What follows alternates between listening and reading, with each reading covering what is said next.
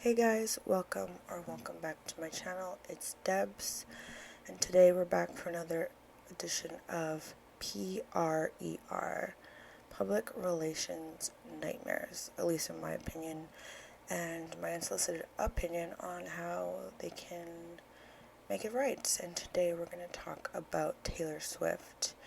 Now, I'm sure some of you don't think that there's a crisis there at all. However, I personally do. I am definitely not a Taylor Swift fan at all. Not only for her music, but for her shady ways, essentially. Yeah, I don't know. Maybe back when I was like in high school or something, I would be like, oh, this song's like okay or something. But I just have never been a Taylor Swift kind of girl. Which is fine, to each their own. But it's just getting a little bit out of control now. Like this, I will say one thing. I totally understand the concept behind re-recording your track so that you actually own the rights to it. I definitely think that it should be that way to begin with. If you are the one that is, arranging it, writing the lyrics, making the song from scratch all yourself, 100%, I think you should own the rights to that. However, and I do get the re-recording of it. That is something, I guess, in itself. But what I don't agree with is the 37 releases of the same track. And it's like, well, I get the point of the re-releasing of every album. You already were dealing with that, and then you're also going to add on top of releasing, in my opinion, a shit album, and then you're going to re-release 37 also shitty versions of that song. And all of this, or allegedly, or at least that's the word on the street, is that she is doing this so that she remains on number one. So, for example, Charli XCX or Billie Eilish, they drop a new track or a new album. It's doing well. She releases, allegedly there was one that was like a voice memo. Like that was, like, I don't know if that's true because that's very wild. If that's the case, voice memo. But she, excuse me, just releases like, I'm not joking, apparently like 37, 39 versions. It's like like unplugged, acoustic, very like, and the song was not that good to begin with, and it's just to block the new track, and her fans just like eat it up, and it just makes me like question like, why? The first version wasn't good, but you're gonna repurchase it 37 times. It's just consumerism. Oh, you know what it reminds me of? It reminds me of back in the era with like makeup, where it's just like every week, every month, there's like this new hot drop and everyone had to have it. It kind of reminds me of that. Yeah, and I guess her peers don't like it, because yeah, she's trying to block them from going number one, and just there are allegations that something like buying Spotify streams, or just like a lot of allegations. And I don't know, it's just, I guess the whole premise of this series is more to focus on the positive, but I just want to rant a little bit because I really don't like her. I don't know, maybe she's a nice person, but just as an artist, I don't fuck with that at all. And it's like, instead of actually doing the work and bettering your art, you just want to go about shady ways to stay out on top. And it's just like, everyone has their moment, and you should let other people have their moment too, It's just, because the more, it's like, you can still be at the top, but not necessarily want number one at all times. Like, everyone, you know, kind of goes up and down, peaks and valleys. It's not realistic to be number one for in perpetuity. It just doesn't work that way. So just like, and also sometimes it's good to make people miss you, you know? Like, I don't miss you. You're like everywhere. Not that I watch sports, but you're like all over the sports scene. You're just you're everywhere. It's just chill the fuck, you know? So there's that as well. I don't know. It's very off-putting, and of course there's obviously quite a lot of people that do love it. But part of me does wonder if maybe some of the allegations are true, that maybe she does buy likes or buy streams, or I don't know if that's a thing, but that's some of the allegations. But I don't know. And I also dislike the insane price for tickets. But that's probably a whole other discussion to have. But yeah, if you kind of pay attention, her peers definitely are not fucking with her that heavy these days. And she does do nice things for certain artists, like Sabrina Carpenter, having her open up for her and stuff and help build her up. But then there's also like Olivia, I don't know, driver's license chick. She tried to like I don't know, I guess she said that her track, which I don't even remember the name or something, sampled hers, which I personally don't think they're too much alike. But this Olivia Rodrigo, there we go, like really looked up to her, and I don't know, she was just kind of like, I don't know, apparently some drama, I don't know, whatever. But there's situations like that where if she feels perhaps threatened, she will try to cut them down.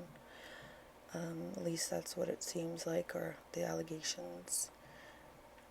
So, I don't know. Yeah, so I guess, the point of this PRER. So, I would say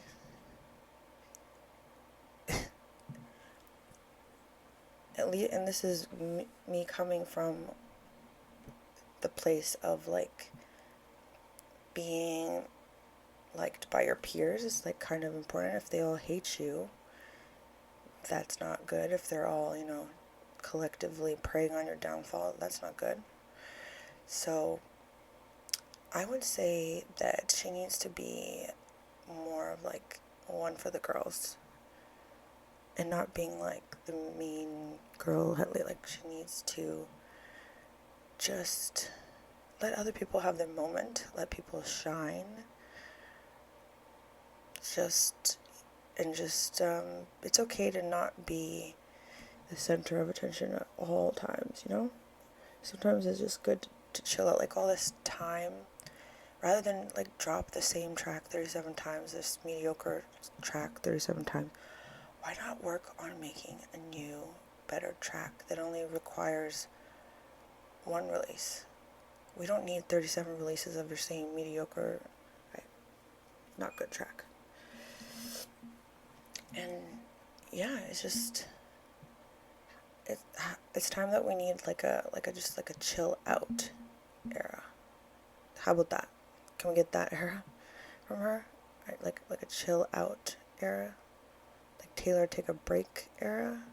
I think that, of course, like her fans are, you know, her fans, but if you are not a fan, it definitely looks kind of lame, I would say. So it's giving like afraid that your time's gonna run out, and rather than, you know, just kind of pivot and learn and adapt and grow, it's like you're stuck on repeating or replaying old songs. It's kind of like you're too young to be doing that, kind of stuff, you know, and I'm surprised it's been working for her for as long as it has. But I would encourage her to expand and improve, and you're the same as you were, like, I think it was back in high school, and it's just the same vibe, the same energy. I would love to see her just kind of like ditch like the goody two shoes, good girl persona, and maybe that's what she's trying to do, like partying all the time, or like drinking with that, I don't know, NFL dude or whatever, I don't know. But I would say, I would love to just see her chill out and kind of improve her art,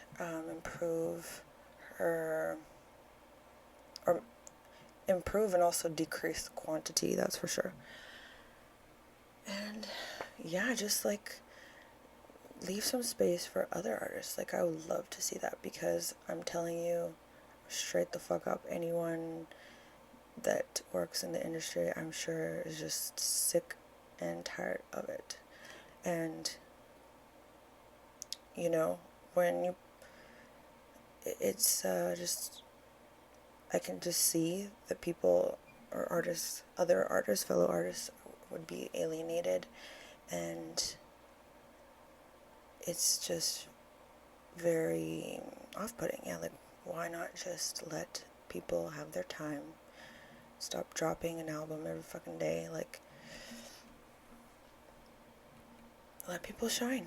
And, you know, don't you want to take a break? I don't know. So, again, from the outside looking in, if you're, you know, not someone that is into music or the entertainment business, I'm sure she's just living her best life, excelling.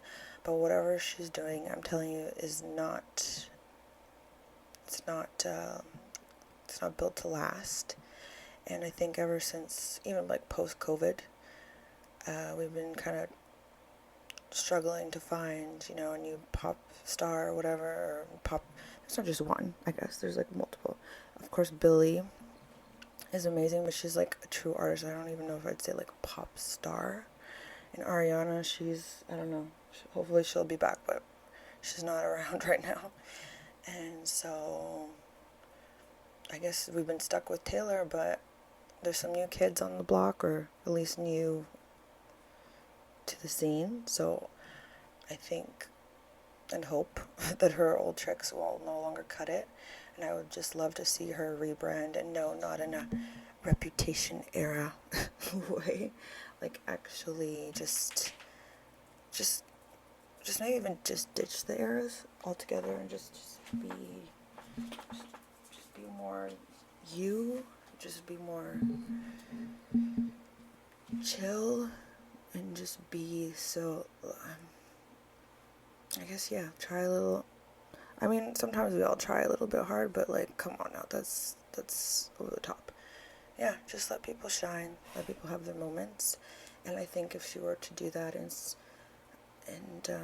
stop having this overwhelming desire to just be on top all the fucking time, I think she would be a lot happier. Her music would be a lot better. It's quality over quantity. So just because I feel, I wouldn't be surprised if her peers are thinking enough is enough. And I don't know, because people can only take so much. I know for me, I don't really listen to like radio much. Does anyone really? But yeah, I'm not a fan. So to each their own, but I just resent how I am being forced 37 times from the same mediocre track, and she's taking up space from other people that deserve it and want it and have worked hard for it, and that are very talented, like for Charli XCX or Billie Eilish or just any other artist in general. It's just shady business ethics or tactics just will never work for the long term. It'll catch up sooner or later. And so in terms of like people in the scene, she definitely needs a PR. She needs to switch, and she needs to do it quick. Because, I don't know, she's gonna, collectively, like, the whole industry is gonna be pissed off at her. So I would just I would dial it down several notches if I were her. But yeah, I guess mostly this is almost just like a rant, but that is my PR advice for her. But yeah, what do you guys think? Are you a Taylor Swift fan or Swiftie? Are you like me and you just find it kind of cloying? Or yeah, I don't know. Just let me know your thoughts. Comment down below. And thank you so much for watching, and I'll catch you in the next one. And if you have any suggestions on who you want me to talk about next in this PRER series, let me know. Thanks.